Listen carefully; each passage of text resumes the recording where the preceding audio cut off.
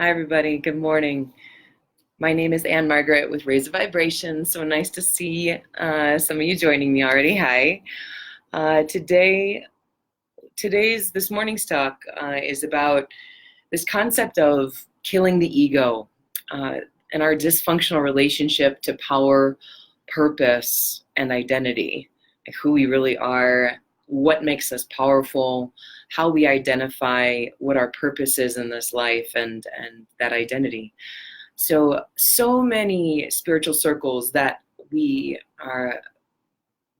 touch and hear from and dabble in or are completely devout in teach this very potentially destructive teaching of killing the ego and the importance of that in being able to be a successful human being.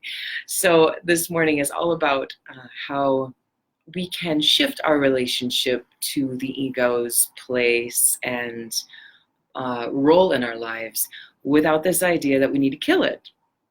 So if you've heard of that, maybe in the comments, let me know that you've heard of that, or in what ways have you experienced or been taught about killing the ego. I put in the notes for those of you on Facebook links to the two books I'll be referencing today, two of my favorite books in the entire world. Of course, those of you who are students of mine for a long time know that The Prophet Khalil Gibran is one of my favorite books of all times. I'll be sharing an excerpt or part of an excerpt from that, and also Dr. Wayne Dyer, who's one of my heroes, and know who's watching over us and guiding us and speaking through us, but what an incredible impact he made on the world. So I'll be also referencing that book, and I've connected you guys with that on Facebook. Those of you who are watching on Instagram, you can connect on the Facebook page to get all of the details about that, and I'll put a link in the bio. So good morning, everybody. Happy Sunday. If you want, go ahead and grab a pencil and paper if you want to jot down some notes about this morning to help you through the rest of your week ahead. But this morning is all about our relationship to the ego. Those of you who know me as a teacher know I'm obsessed with the chakras. I have my chakra window up above that we hang inside of our apartment now after having it in our yoga studio in New York City for so long. But the chakras have really been a roadmap for me to understand more so how to find peace, how to find an alignment with purpose, with source, with God, with the universe, with others, with what I'm doing here. So I love sharing about that with you guys too. So if you're new to the chakras, don't be freaked out by the word. I think I mispronounced the word the first 10 years I was teaching it when I discovered them about 20 years ago for myself. The chakras are energy points in our body, but more importantly, they're really portals that we can connect with of understanding why we have the patterns we do, why we are the way that we are. So let's dive right in. So it was Anthony's birthday on Friday, and Anthony's my beloved husband, those of you who don't know him personally. And it was his birthday on Friday, and we went out to breakfast that morning up by Hot Sulphur Springs in beautiful Granby, Colorado. And we encountered a gentleman who had this beautiful sparkle in his eye, and he started talking to us. He was by himself, and he even disclosed to us that he doesn't really have a lot of conversations with people because he tends to live alone and kind of be on his own. And it was interesting because the conversation that we had was all about how we relate to this journey of life. And it became very deep very quickly. As usually people who encounter Anthony and I, we usually have a very deep, very meaningful conversation, even with strangers we meet. And obviously we did this a lot on our 50-city US tour, the Raise a Vibration Tour of America. And we started having one of those conversations with him. And then there was one point in the conversation, and he did a lot of the talking, which I think, sometimes we just need to be heard. Sometimes we want to share with people.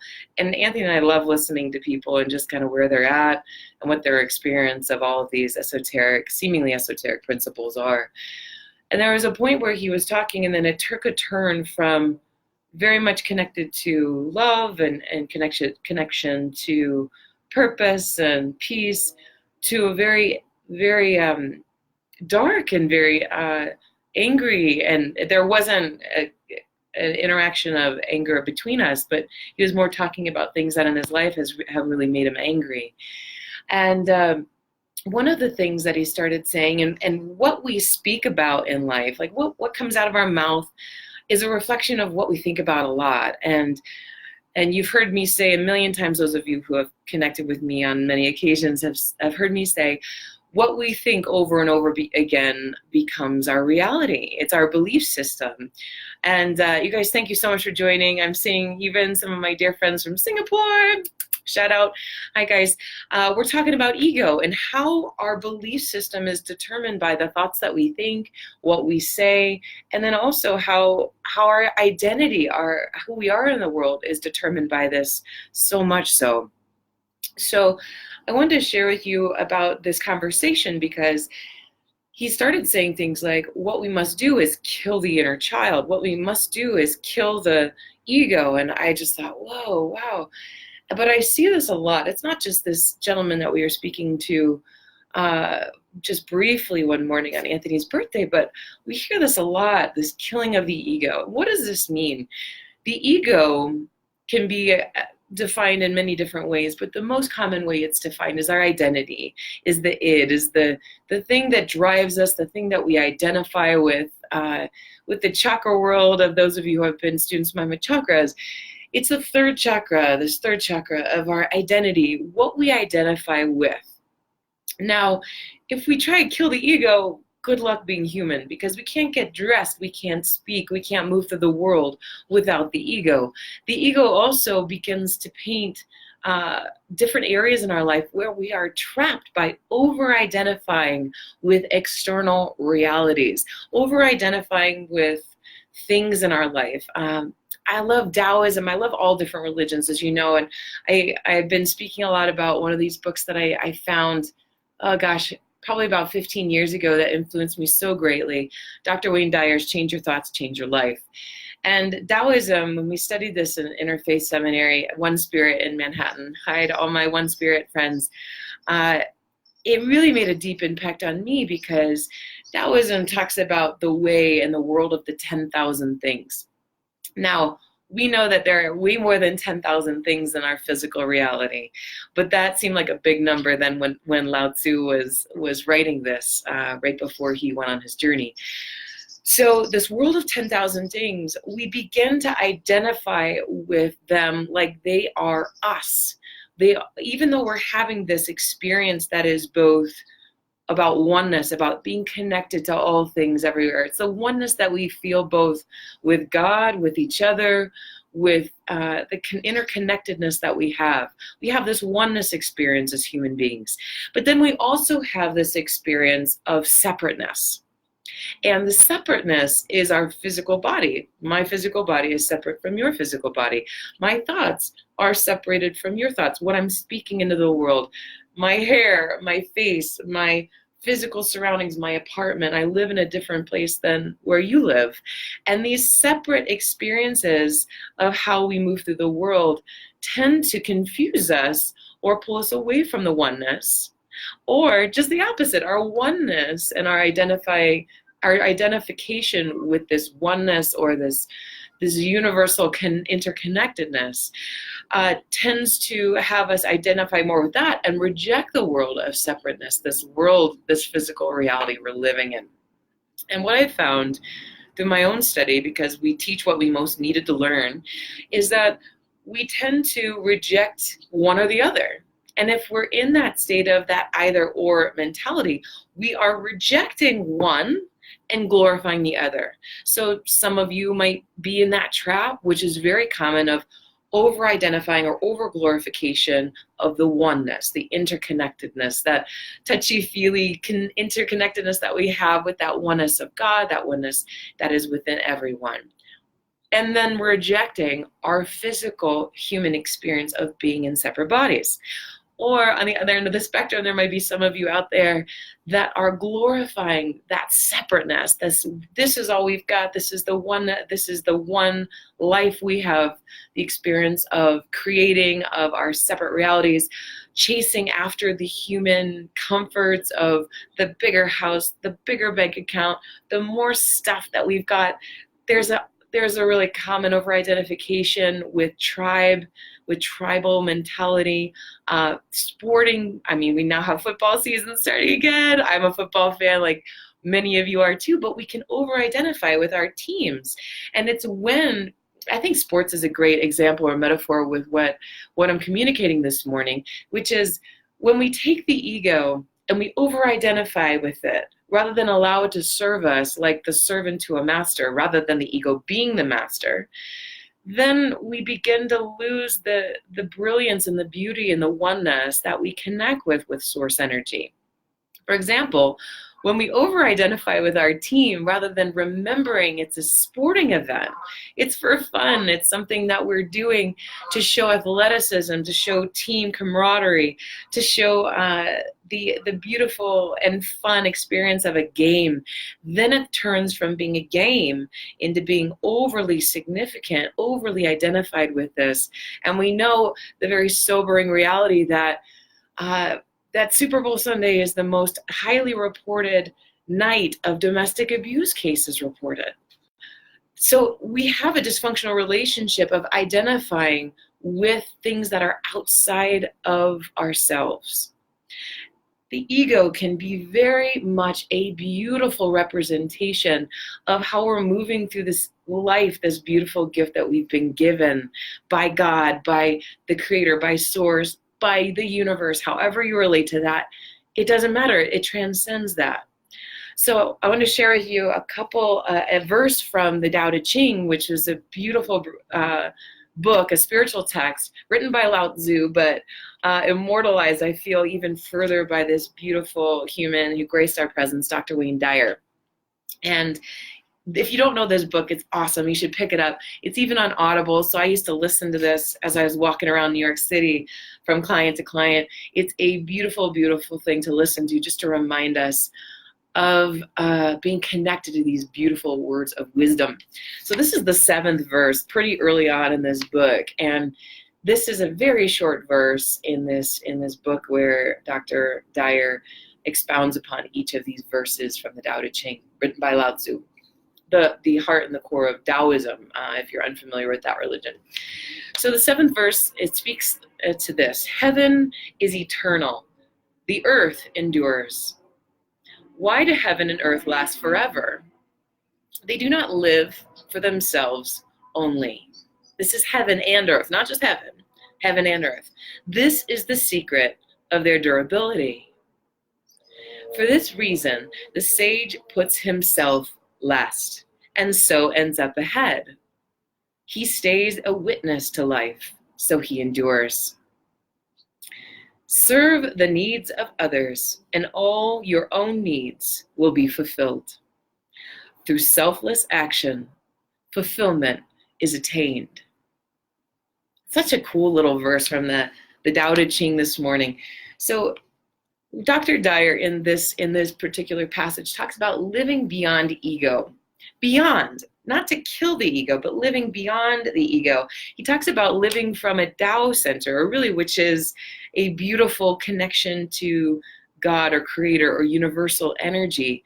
This Tao center versus our egoic center. Ooh, Sue, yes, beautiful, beautiful. I'm going to also like this comment all the way from Singapore. Hi, love. Mwah.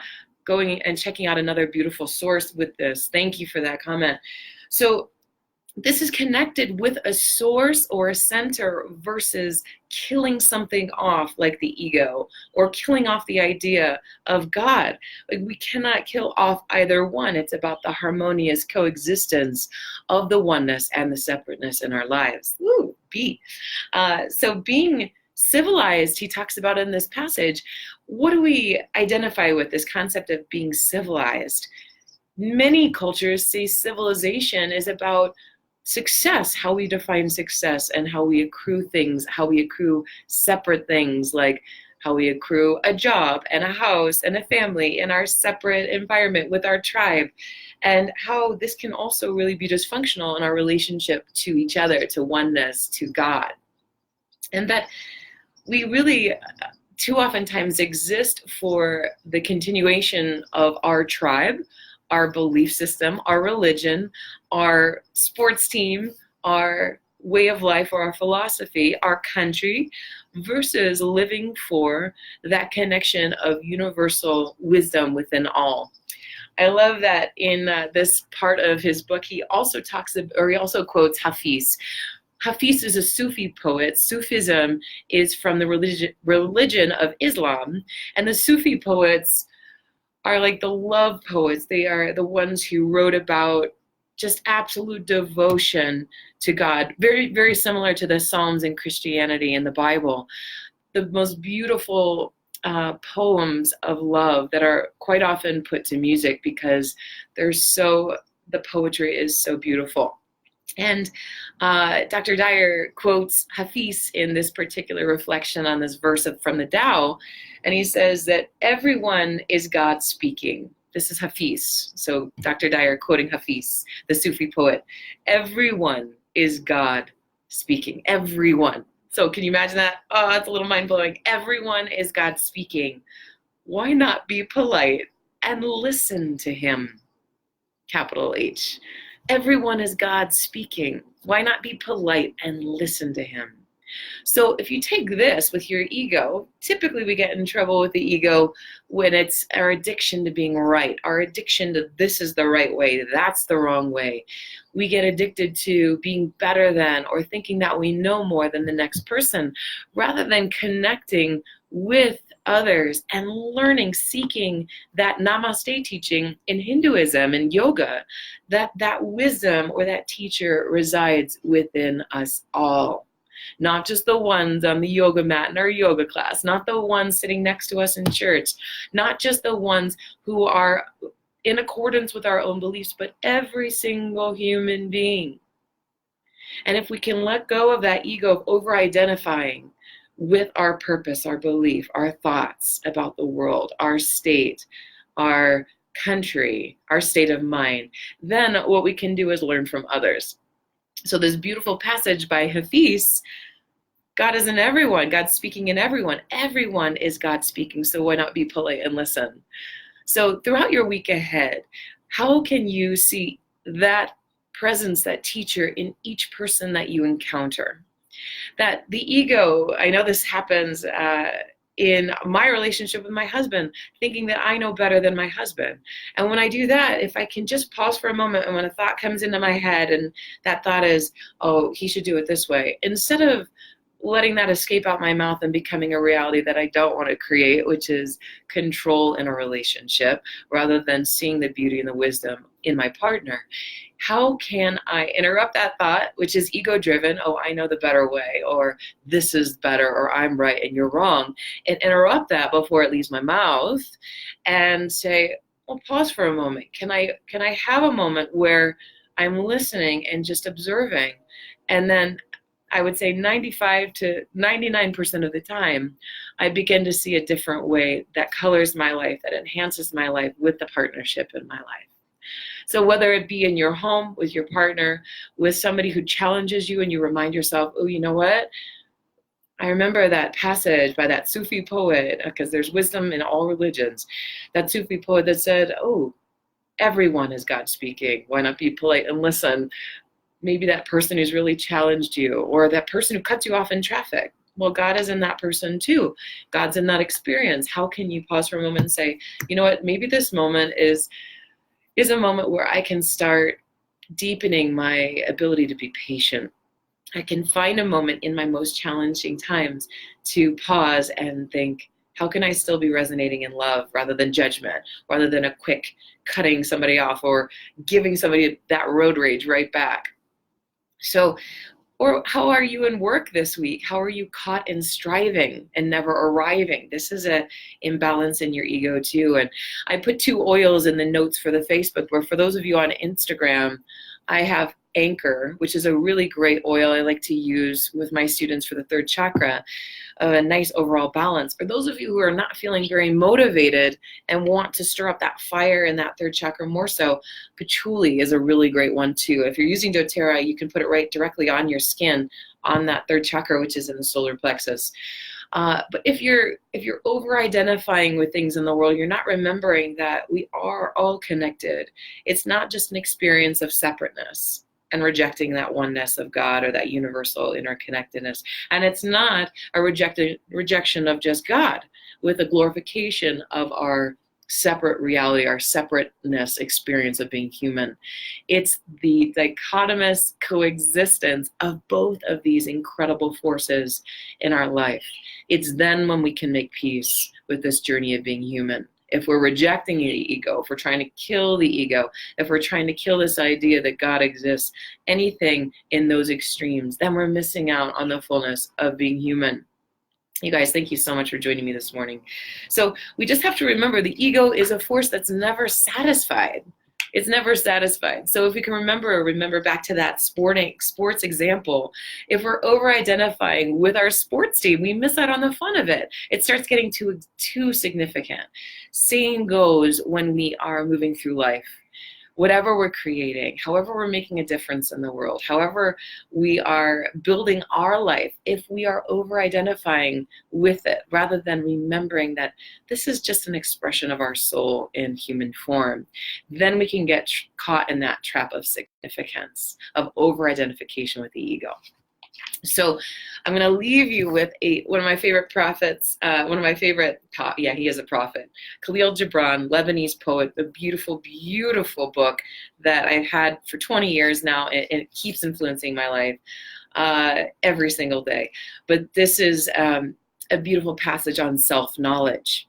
And we talk about self-knowledge. Self is the ego. Self-knowledge. How can we know more about ourselves? How can we know more and understand how we're moving through the world? And we all have blind spots. I have blind spots. You have blind spots. All your loved ones have blind spots. So can you be patient with your blind spots? Can you be patient with your loved ones' blind spots? Can you be patient with the people that we're so easily critical of that we don't know personally? On the TV, our leaders are the people in our lives that we have no direct connection with in person. We can be so harsh with them. How are they learning? How are they teaching us? How is that God within each of them? Is it keeping us more accountable about the difference we're making in the world? We can always learn from everyone. So this beautiful passage on self-knowledge, he talks about letting there be no scales to weigh your unknown treasure, meaning that don't limit who you can be in the world, who you are in the world, who you are even beyond the world. Don't measure that. Let there be no scales to weigh that unknown treasure, that infinite potential within each of us. And he says, and seek not the depths of your knowledge with staff or sounding line. So before we could measure how deep a sea is or deep a lake is, we would put a line in there and see how deep it went. We can't measure ourselves like that. He says, for self is a sea, boundless and measureless. We are measureless. Boundless and measureless. We cannot be measured. There is so much potential that we have in the world. For self is a sea, boundless and measureless. And then he brings in the ego right here. He says, say not, I have found the truth. Say, I have found a truth. So capital T, truth, the truth that is for everybody.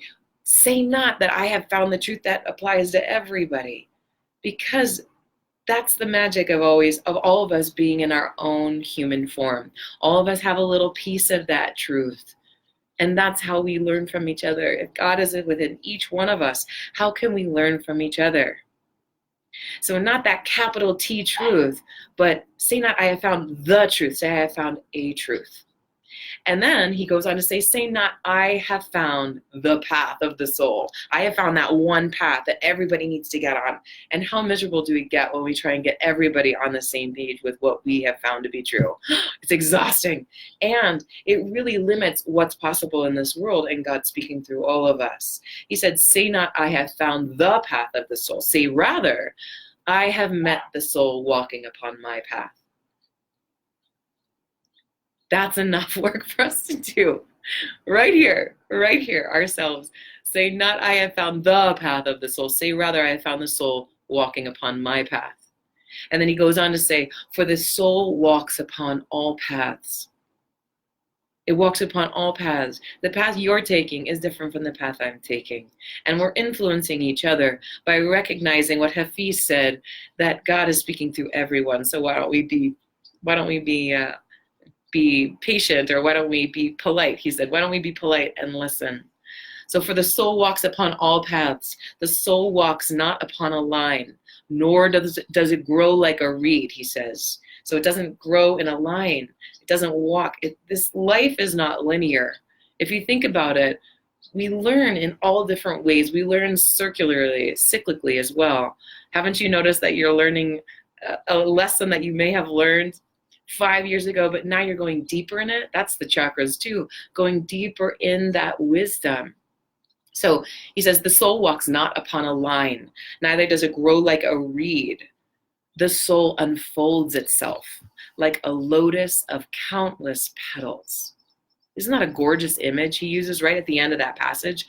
I love this passage. The soul unfolds itself like a lotus flower. Have you never seen a lotus flower? Google it today. Look it up.